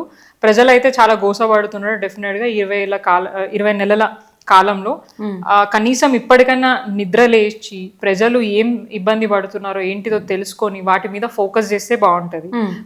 అంటే ప్రతిసారి ప్రతిపక్షం మీద ఏడ్చే బదులు ఆ ఏడిపేదో మీ అడ్మినిస్ట్రేషన్ మీద ఏడ్చినా ప్రజలు సంతోషంగా ఉండే అవకాశం ఉంటది. కానీ ఇంకా కూడా అదే ఏడుపు సాగిస్తే మాత్రం ఇంకా మీరు అన్నట్టు ఇందాక 10 ఏళ్ళు కాదు, ఈ 10 నెలలు కూడా సరిగా ఉండే పరిస్థితి లేదు రేవంత్ రెడ్డి. ఎందుకంటే కాంగ్రెస్ లో ఏం జరుగుతుంది, ఎప్పుడు ఏం జరుగుతుందో అనేది మనకి తెలిసిన అంశమే. అంటే వాళ్ళకు ఒక కల్చర్ ఉంది, ఇయర్కో నెలలకో ముఖ్యమంత్రి మారడము ఏదో చేయడం జరుగుతుంది. సో అట్లా ఏమైనా జరుగుతుందేమో రేవంత్ రెడ్డి గారు అంటే ఆయననేమో ముఖ్యమంత్రి పోస్ట్ నుంచి తీసేస్తారన్న ఫ్రస్ట్రేషన్ లో ఇలాంటి చిల్లరేషాలు వేస్తున్నారని నేను అనుకుంటున్నాను. అంటే పట్టించుకోకుండా కేవలం ఆయన సెల్ఫ్ గ్రోత్ కోసం ఎక్కడెక్కడ డబ్బులు ముడుతున్నాయో చూసుకొని అవిటికి మాత్రమే పనిచేస్తున్నాడు అని కనిపిస్తుంది.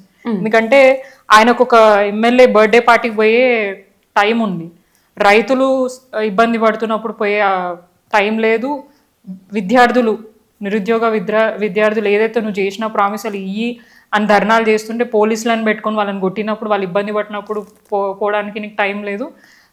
గురుకుల స్కూళ్ళల్లో అమాయకమైన పిల్లలు నువ్వు పెట్టే విషపు భోజనం దీన్ని ఆరోగ్యమైన సమస్యలు తీసుకొని వచ్చి హాస్పిటల్ పాలైతే వాళ్ళని, ఎందుకంటే ఎడ్యుకేషన్ మినిస్టర్ కూడా నువ్వే, పోయే అవకాశం లేదు. సో ఇన్ని అంశాలకి నీకు టైం లేదు. కానీ మొన్న అందరం క్రిటిసైజ్ చేస్తే 10 సంవత్సరాలు ఏ ముఖ్యమంత్రి పోలేదు ప్రజల దగ్గరికి, కేవలం కాంగ్రెస్ పార్టీ సంబంధించిన ముఖ్యమంత్రి పోయిండు, రేవంత్ రెడ్డికే అసాధ్యం, పెద్ద గొప్ప పని చేసేసిండని చెప్పేసి వాళ్ళ సోషల్ మీడియా హ్యాండిల్స్ లో పెట్టడం జరుగుతుంది. సరే మొన్న పోయిండు కదా, రేపు వాన పడితే తెలుస్తుంది కానీ కాదక్క.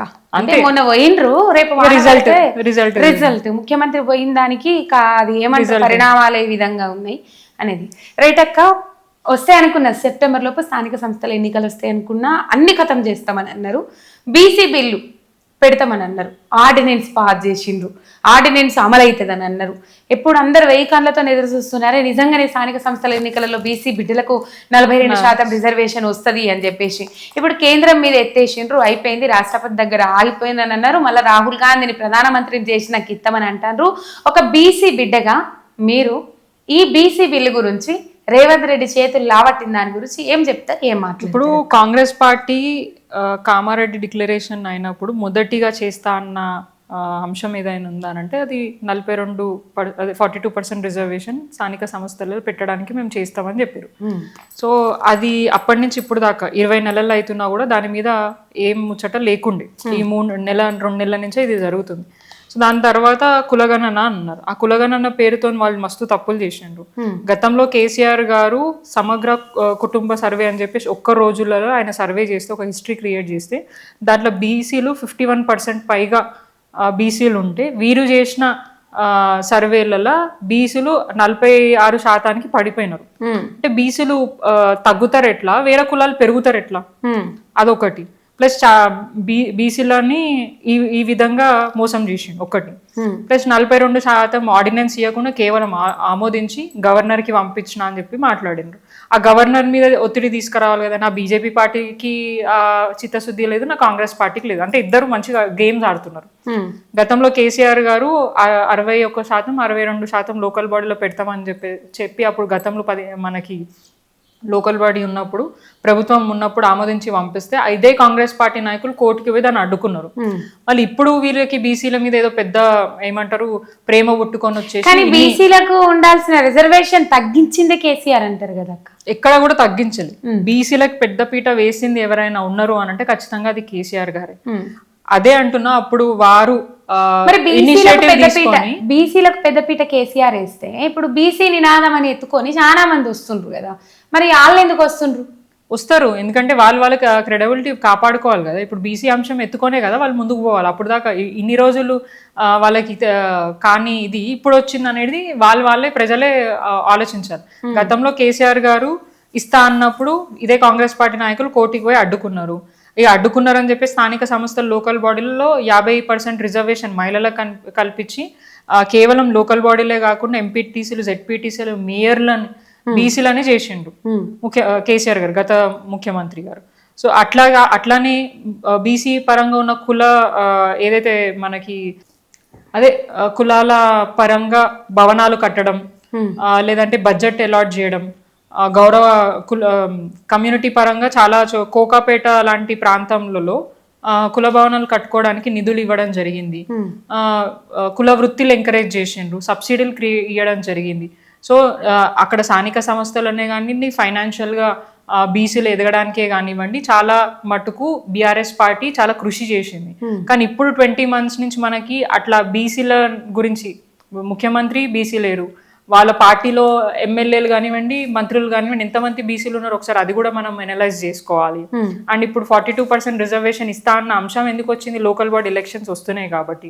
అది కూడా ఆయనకు పెట్టే ఇంట్రెస్ట్ లేదు. కోర్టుకు పోయి కోర్టు ఆర్డర్స్ సెప్టెంబర్ 30 లోపల కండక్ట్ చేయాలన్న ఉద్దేశంతో సేమ్ మళ్ళీ పిఆర్ స్టంట్ ఢిల్లీకి పోయి 2 రోజులు దీక్ష చేసేసి అది బీజేపీ మీద నూకేసి ఇప్పుడు మేము చేస్తున్నాం కానీ బీజేపీ వాళ్ళు సపోర్ట్ చేస్తలేరు అంట.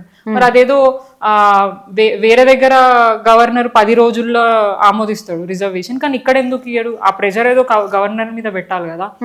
బీజేపీ ఎంపీలు ఉన్నారు, ఇప్పటిదాకా ఎంపీలు అక్కడ పార్లమెంట్ లో మాట్లాడరు కాంగ్రెస్ పార్టీకి సంబంధించిన వాళ్ళు. ఏది ప్రజలను కన్ఫ్యూజ్ చేసి ఇబ్బంది పెట్టి అంటే ఇది మేము చేస్తున్నాం అని చెప్పేసి చూపించుకోవడానికి మాత్రమే చేస్తున్నారు అనిపిస్తున్నది. నిజంగా బీసీల పట్ల ప్రేమ ఉందని మేము ఎక్కడ కూడా బీసీ బిల్లు పాస్ కావాలంటే రేవంత్ రెడ్డి మొన్న ఢిల్లీలో ఒక ముచ్చట మాట్లాడిండ్రు. బీఆర్ఎస్ నాయకులు బీజేపీ నాయకులు ఇక్కడ వచ్చి ఆమరణ నిరాహార దీక్ష చేసి ఇక్కడ సూసైడ్ చేసుకుంటే బీసీ బిల్లు పాస్ అవుతుంది, అట్లా పాస్ అయినాక నేను పోయి తెలంగాణ రాష్ట్రంలో స్మారక స్తూపాలు పెడతా అని మాట్లాడతారు. ఏం చెప్తారు? మరి అదేదో ఆయననే చేయొచ్చు కదా. పవర్ లో ఉన్నది నువ్వే కదా, బీఆర్ఎస్ కాదు కదా. ఇప్పుడు ప్రెసెంట్ గా పవర్ లో ఉన్నది ఎవరు? కాంగ్రెస్ పార్టీ. అదే కాంగ్రెస్ పార్టీ ముఖ్యమంత్రి నువ్వు ఢిల్లీలో కూర్చొని ధర్నా చేసినప్పుడు అదే హంగర్ స్ట్రైక్ తీసుకొని వాడినే కూర్చో, కనీసం నువ్వు పోతే మేమే మీకు దండేసి ఒకటి పెద్దగా విగ్రహం కట్టిస్తాం, బాహుబలి లాంటి విగ్రహం కట్టించి నీకు దండేస్తాం. మా బీసీల పక్షాన ఒక ముఖ్యమంత్రి కొట్లాడిండ్రు, మాకు రిజర్వేషన్ తీసుకొచ్చినాను, అంత ప్రేమ నీకు ఉన్నప్పుడు మేం పోరాటం చేసేది మేమేం చేయాలో అది మేము చేస్తున్నాం. కానీ నువ్వు కేవలం బీసీలను వంచడానికి కులగణన పేరుతోని మాకున్న సంఖ్యనే తగ్గించినోడివి, ఇక మాకు నువ్వు రిజర్వేషన్ కల్పిస్తావన్న నమ్మకం మాకైతే ఇక్కడ లేదు. చేస్తే చాలా సంతోషం, ఖచ్చితంగా మేము దాన్ని వెల్కమ్ చేస్తాం. నువ్వు ఏదైతే అసెంబ్లీలో పెట్టి తీర్మానం చేసినప్పుడు కూడా మేము హర్షించినాం. కానీ అది ఎప్పుడు అది ఇంప్లిమెంట్ అయినప్పుడు నువ్వు దానికి ఏదైనా క్రెడిబిలిటీ వ్యాలిడిటీ అనేది వస్తుంది. కేవలం ఏదో తూతూ మంత్రంగా పోయి నేను ధర్నా చేస్తా, యాక్టింగ్ చేస్తా, నువ్వు కూడా బీసీల పక్షాన బీజేపీ వాళ్ళు ఇట్లా అడ్డుకోండి అని చెప్పి మీరు ఇంటర్నల్ గా మాట్లాడుకొని అది ఎక్కడ కాకుండా తేలకుండా ఏమంటారు 9th షెడ్యూల్లో పెట్టకుండా ఆర్డినెన్స్ ఇవ్వకుండా ఏదో జస్ట్ చేస్తున్నా అయినా కూడా జరగట్లేదు అని చెప్పేసి అయితే బీజేపీ మీద లేదంటే బీఆర్ఎస్ మీద బురద జల్లుతానంటే ఒప్పుకోము. ఖచ్చితంగా అది కావాల్సిందే. ఇప్పుడు అయ్యే లోకల్ బాడీ ఎలక్షన్ లో 42% రిజర్వేషన్ ఇంప్లిమెంట్ అయిన తర్వాతనే నువ్వు ఎలక్షన్ కి పోవాలో, లేని పక్షాన బీసీ ఉద్యమం అయితే డెఫినెట్ గా ఇప్పుడు వస్తాయా లోకల్ బాడీ ఎలక్షన్లు వస్తాయా? ఏమో అదే అంటుండు కదా పెడతా అని చెప్పేసి. ఇన్ని నెలలు పెట్టలేదు, కోర్టు ఆర్డర్స్ ఇచ్చింది కాబట్టి పెట్టాలా. కానీ బీసీల డిమాండ్ 42%, అది అయితేనే పోవాలా, లేకపోతే దానికి తగిన ఏం చేయాలనేది బీసీలు అందరం సిద్ధంగా ఉన్నాం. డెఫినెట్ గా అది చేయడానికి కేవలం బీఆర్ఎస్ ఎంత కొట్లాడుతున్నా బీసీలు కూడా అట్లనే కొట్లాడతారు, మాకు మద్దతుగా అందరు వస్తారని చెప్పేసి మేము కూడా భావిస్తున్నాం. రైట్ అక్క. కార్పొరేటర్ హేమ సామల ఎన్నోసారి అక్క కార్పొరేటర్? ఇది సెకండ్ టర్మ్. రైట్ అక్క. థర్డ్ టర్మ్ కూడా కార్పొరేటర్ గానే ఉండాలనుకుంటుండ్రా లేకపోతే ఎమ్మెల్యే టికెట్ ఇస్తారని అనుకుంటుండ్రా? అంటే పార్టీ అవకాశం, కానీ ఒక పదవి కోసం ఎవరైనా ఆశిస్తారు కదా. అంటే ఈసారి నేను అడిగిన ప్రశ్న ఎమ్మెల్యే కావాలనుకుంటుందా, ఎమ్మెల్యే టికెట్ ఇస్తారా అని నేను అడిగిన. అంటే కార్పొరేటర్ టికెట్ కూడా ఇచ్చే అవకాశాలు ఉన్నాయా లేవా? ఉంటాయి, డెఫినెట్గా ఉంటాయి. ఇప్పుడు రిజర్వేషన్ చేంజ్ అవుతుంది అని అనడం 10 years కి రిజర్వేషన్ చేంజ్ అవుతుంది. సో రిజర్వేషన్ ని బేస్ చేసుకొని అవకాశాలు డెఫినెట్గా ఇస్తారని చెప్పేసి నమ్మకం ఉంది. ఈ ఎవరికైనా కూడా ఒక స్థాయి ఉన్నప్పుడు ఇంకో స్థాయికి ఎదగాలని కోరుకుంటారు. ఆ ఎదిగే క్రమంలో ఇబ్బందులు అవుతాయి. ప్లస్ పార్టీ కూడా అవకాశాలను బేస్ చేసుకొని ఇప్పుడు మనకు 33% రిజర్వేషన్ కూడా వచ్చింది, బీసీ అంశం కూడా ఉంది. సో ఖచ్చితంగా యాజ్ అ కార్పొరేటర్ గా అయినా ఇస్తారు, లేదంటే అవసరమైతే ఎమ్మెల్యే టికెట్ కూడా ఇవ్వడానికి పార్టీ సిద్ధంగా ఉంది. ఉన్నప్పుడు అది పార్టీకి నేను ఎట్లా ఉపయోగపడతానో ఏంటిది అనేది పార్టీ డిసైడ్ చేస్తుంది. సో ఆ పరంగానే మేము పనిచేస్తాం. సో ఇవ్వాలని కోరుకుంటున్నాం, ఇస్తే పనిచేస్తాం. కార్పొరేటర్ గా టికెట్ ఇచ్చినా లేకపోతే ఎమ్మెల్యేగా టికెట్ ఇచ్చినా ఇవ్వకపోయినా